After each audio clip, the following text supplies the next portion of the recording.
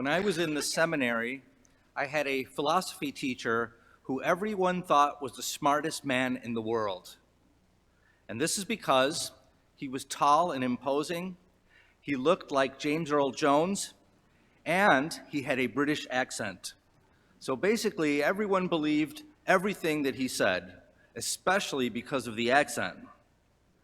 And one day, he asked our class to think about a philosophical or theological statement that means something to us and to present it the following week in class. So we all went home and we had a whole week to think about it. My two little brain cells were working so hard to think of something deep. And finally the day came, and he was going to go around the room and have everyone present their theological or philosophical statement. And the seating configuration in the room was a horseshoe, and the professor would stand in the middle, and I was on the end. So either I was going to be first or I was going to be last, and I was sure hoping to be last, which is very scriptural, by the way, because that's first in heaven. But I was hoping to not go first, and fortunately, I did not go first. He called on the guy on the other side of the horseshoe, and he must have been a genius. This guy must have been so smart because I didn't understand a word he said. The next guy started talking, and I had no clue what he was saying, so he must have been super smart. And it just went around the room until we got into the middle of the horseshoe, and there was this guy there named Andy who was kind of struggling in that class, and this is what his statement was. Sharing is caring. There was a pause in the room. There was a pregnant pause, folks. This is graduate school. He had a whole week to think about this. And the professor said, that's very interesting, Andy. Do you think you can put a little more flesh on that?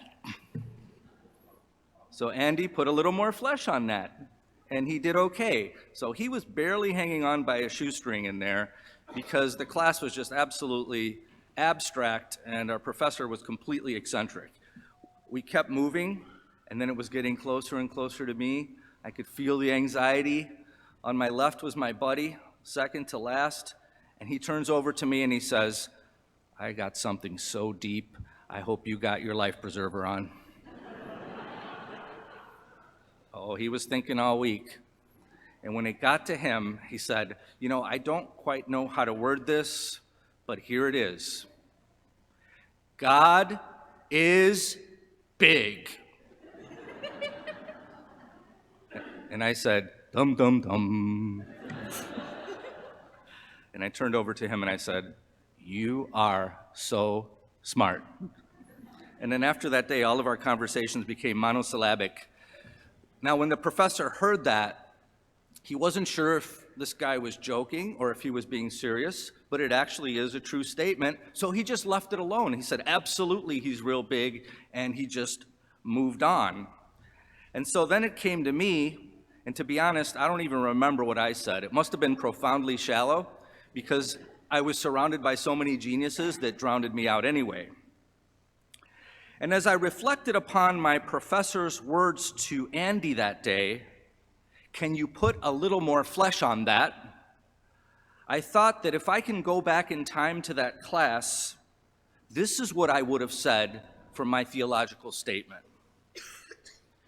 In the beginning was the Word, and the Word was with God, and the Word was God, and the Word became flesh and dwelt among us. This, of course, is today's gospel. And so this is how I would have put a little more flesh on a statement I made in the past that I can't even remember. And of course, today's gospel is from St. John chapter 1, which speaks of the eternal and uncreated Word taking on human flesh, becoming fully human, and dwelling among us in Jesus Christ. St. Augustine once said that John chapter 1 is the most profound theological statement ever made. He said that there is no way that this statement could have come from a purely human origin and it was absolutely divinely inspired because it basically describes the greatest event in human history. And this, of course, is Christmas, or what we more precisely call the Incarnation, which comes from the Latin word carnem, which means flesh. And of course, God took on human flesh in Jesus Christ and walked among us, was truly present in the world. And so the invitation of Christmas today is to ask ourselves, how can we put a little more flesh into our faith this Christmas? Or as my professor once said, can you put a little more flesh on that? This is what St. John is inviting us to in the gospel when he says, "And to those who did accept him and believe in his name, he gave power to become children of God, not by natural generation, human choice, or man's decision, but of God."